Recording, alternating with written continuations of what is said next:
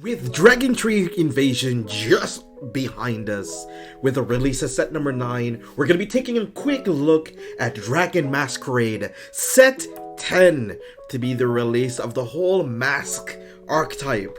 Teasing Spiritualist Zorga Masques himself. Hi everybody, J.J here. Hopefully everyone is doing great. Welcome neighbor. So we are going to be taking a look at a iteration of Masques that actually did really well at the Yamanokami VGCS recently over the weekend, over the Easter weekend. Happy Easter everyone. We'll be taking a look at a third place list that did really well there, and then we're going to expand on it via decklog and talk a little bit more about a version that I have been testing with and have been liking a whole lot. I was supposed to make this video a lot sooner, but I couldn't quite find a list that I liked a lot, and I'm very happy that somebody else took it to a tournament and did so well. It was a 36 person event. Some people wouldn't really chalk it up to a big thing, but I think this making third place is still really big, especially for a a underappreciated deck like Zorga. So let's take a look at the list. It looks like they're playing the Bison grade 1s, 3 copies of those, as is grade 1 lineup, so you can make your Dragon Tree marker and also get back your normal order from your deck. One thing to note, in Zorga Masques, you don't have access to real uses to your CB outside of your orders anymore. So it being able to use your Counterblast for you once per turn to get back normal orders from your drop zone is actually pretty sweet. You don't really have much in terms of soul issues either, because you can always use your Masques to persona write for you. So that's super nifty actually. Alright, and then for the rest of the ride line, looks like they're using a blue Zorga over red Zorga ride line.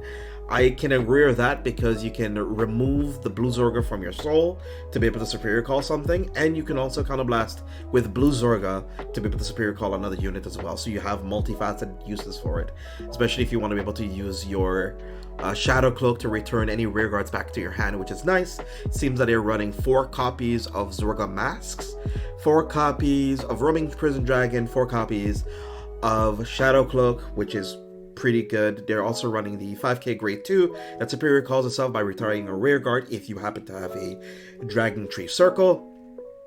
Then let's take a look at the orders. 2 copies of Miasma. Okay. Some of the older lists have been playing 3 to 4. I think Red Zorga currently plays 4, which is not too bad. And then there's also in the dim freezing. So they're running 3 copies of that. Since it seems that this list seems to have access to a lot more soul than some of the other conventional lists, but it might actually end up running out of it a little bit. 3 dim freezings might be a little bit too much, so I would probably add sweets instead of one of those copies.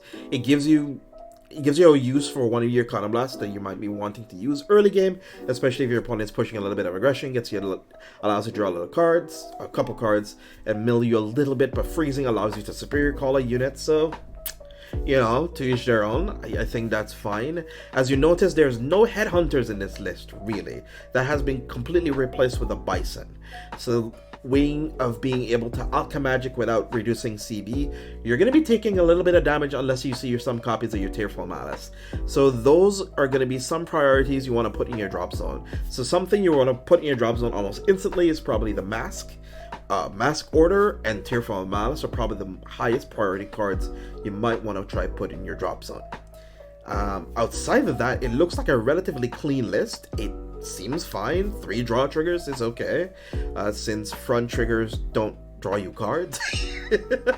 I am a big proponent for extra draws in a deck that needs a whole lot of pieces to work. I am a very big fan of that, and I think it looks relatively close to a list that I've been testing with. Here we go. So this is one of the lists that I've been testing with. This is in Cardfight Area, which is a third-party program used as a simulator to test some of the cards that have not been released yet. I have been testing Evocative Wheezing a little bit, like 1 copy of it instead of Sweets. Both of them using a CB, one is on grade 0, the other one's on grade 1. I do like Sweets a little bit better, because it draws you a card. This adds your card, but it mills you 4. Don't know if I like that much. This can mill 1, but it can also put a trigger on top of your deck that you might be able to use out of, and then instead of that we're using then 2 freezing. And then for the rest of it, I think mostly our list was pretty much similar. I was playing 2 of this Masques because there's moments you probably might not see Shadow Cloak, and then you might have to end up riding Zorga Mask like raw, right, just right on top of that. It was bad phrasing. That you might actually just have to ride on top,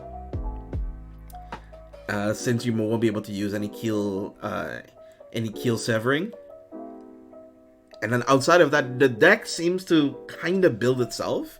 Any alternatives you could possibly run in your grade 2 slot for orders is maybe an extra copy of Tearful Malice, maybe Ghost Chase, possibly. Feels a little haphazard. You could opt to run maybe Sealed Path. Maybe. I don't feel that you want to. I don't think you want to. There's maybe Hidden Darkness, but then you need to bind orders. You need to put some of your bound orders into your drop zone. But then if you're gonna do that, then you might as well Sleeve Tugging Bell, which is the grade 1 7k unit that puts your orders into your drop zone for you, which is an option that you could run instead of running 1 copy of the Dragon Tree Wretch Beast. But it's not best in slot, so I don't know.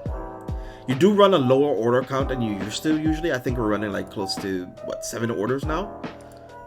6 of them are actually functional orders, and one of them is the Elementaria, because you can actually send to the drop zone with Shadow Cloak, but you can't really bring it back to your hand like in some of the older builds that used to run Overcoming Unnatural Death, since this kind of fills that gap already.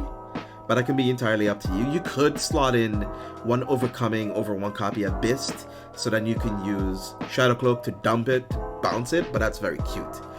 I don't know if you want to like do all that work to just get back an order back, but it might help you in certain matchups where you're probably playing against a Nirvana deck or a grade 4 deck or something grade 4 or higher, since it does protect you against triple drive effects. So if anything has a triple drive effects, especially Bruce now does tend to use Mabel sometimes, that does give themselves a triple check. So it could come in handy that it might be a tech option you could go for. Keel could possibly go to 2, so you can slot in some other orders you might want to try out. I don't think that you want to, since it's one of the biggest reasons that you even play this version, which does give Zorga its 4th attack that is so desperately needed. And as you notice, there's not really much in terms of boosters in this version, because it used to be like 5 boosters you can kind of play with, and maybe something from the ride line, but now you have ways of being able to Superior Call everything, Soul Blast everything, and I don't think that you need it much anymore. You will have issues with Counterblast, but as I said, I think with Shadow Cloak you possibly just want to dump Malice, and you possibly want to dump Mask to drop zone, and that's probably your biggest priority targets you want to get into your drop. You will end up losing it permanently though, so that's something to keep in mind. So you might want to try to hard draw it or keep it as part of one of your mulligans, so you can functionally recycle your Realm of Prison Dragons whenever you need them.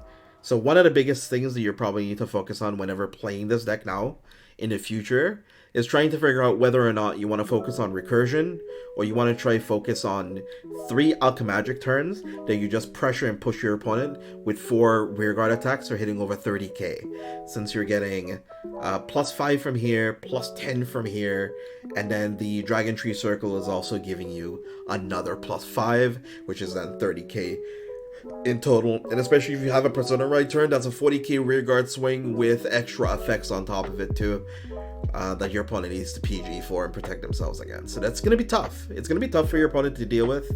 Some people probably might try out Front Trigger since it does give you better shield value, but Zorga has then always been a relatively tanky deck, and now that you're playing a lower order count, you're going to always have like more real cards in your hand now, and your opponent might not be able to push you for as much as you used to anymore. I'm still a huge fan of Blue Zorga. of blue. I don't hate red. Red used to have some issues with like Diantha and Soul sometimes, but blue also had issues of not having the correct orders in your hand or not having the right ones in your hand, and it requires almost like 1.5 to 2 turns of setup sometimes. And I feel that now with our new homie with Zorga Masques, it gives him a way of being able to do best of both worlds whenever he needs to, since you can always bounce the order back to your hand from the board from his skill, or you can superior call a rear guard by removing a blue Zorga from your soul. This is going to be a really awesome direction. I hope you guys enjoy this. We might be trying to test this out a little bit this week, hopefully, and might try to upload some videos talking a little bit about decision making, about the idea process behind the person who constructed this list. It does look super interesting, and I do want to try this out. So be awesome, stay awesome, have a wonderful day. Thank you for tuning in and stopping on by. Be sure to like, share, comment, and subscribe, and I hope you have a great day. Take care. I love you in every